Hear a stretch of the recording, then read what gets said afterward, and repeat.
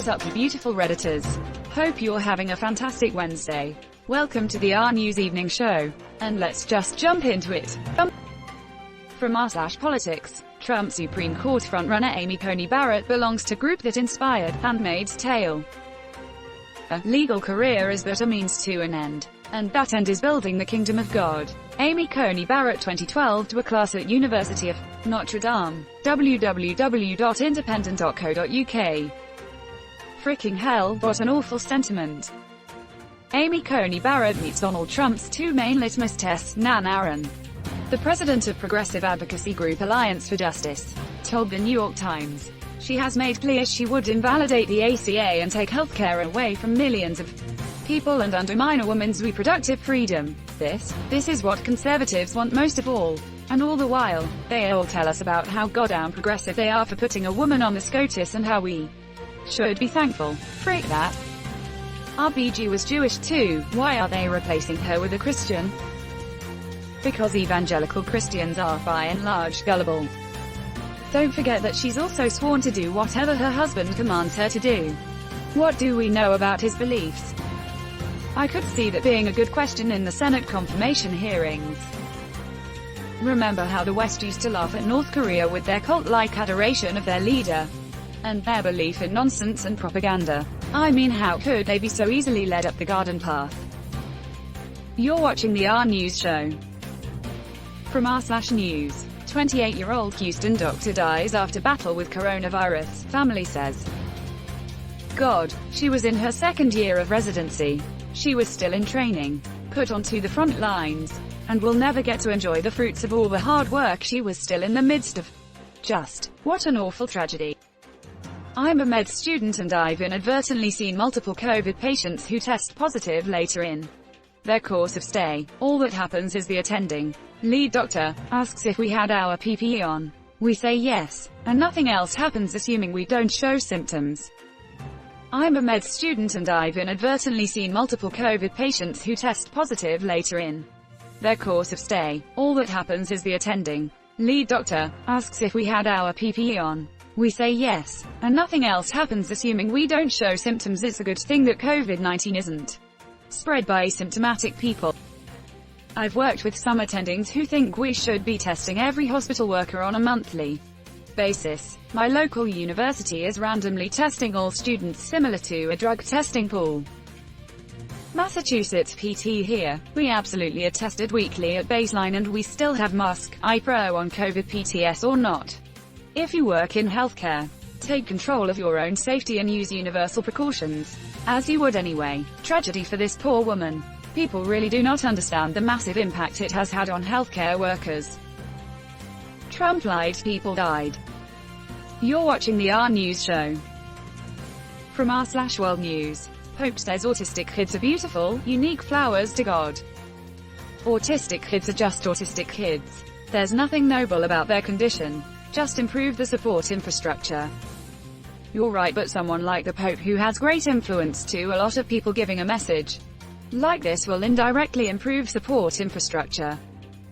Also, stop certain countries from treating them like undesirables. You're watching the RNEWS show.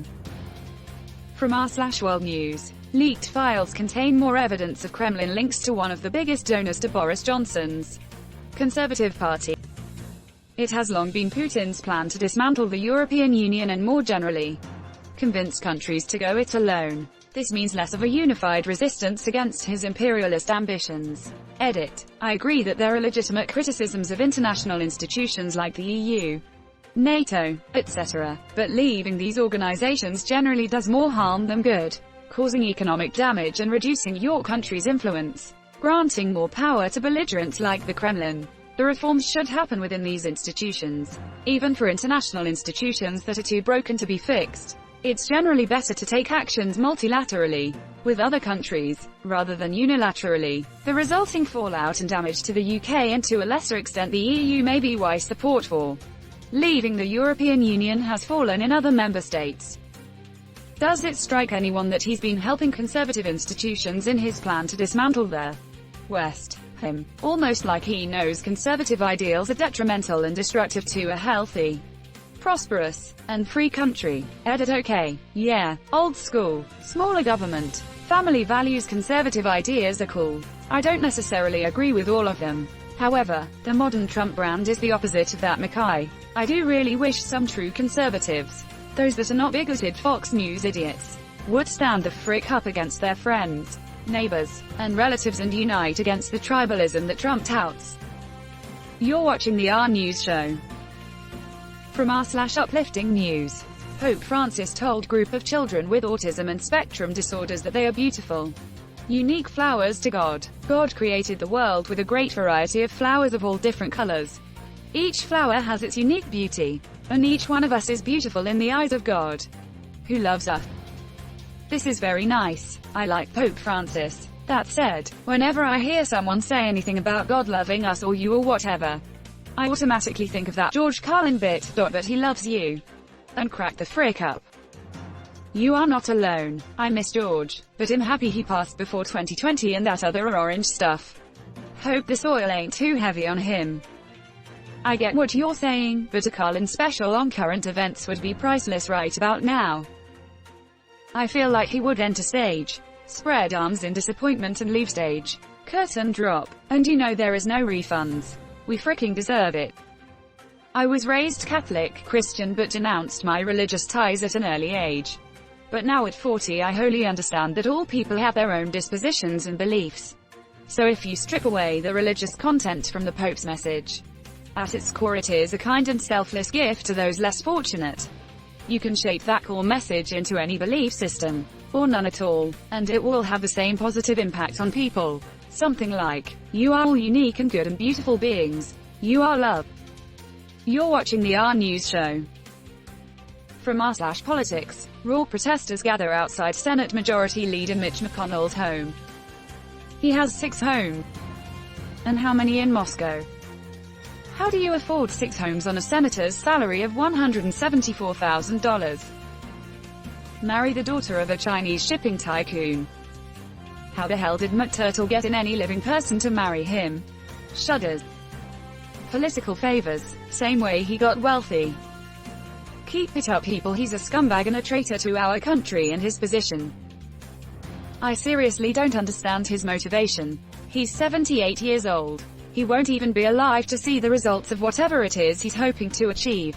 He has to know that history is not going to look favorably upon him. Is he just some guy who just wants to watch the world burn? Because other than that, I don't get the point of any of this. That doesn't look like a pit to hell. Are we sure it's his? Fair is fair. Here is a list of every GOP senator who back in 2016 said that a Supreme Court seat should not be filled in an election year. www.motherjones.com. Here is how to call every single senator on that list. www.senate.gov. And that's where we're going to end today's show. But if you like what you saw, leave a like. And if you want to see more of the RNEWS show, hit that subscribe button. As always, this has been the RNEWS show and I'll see you tomorrow.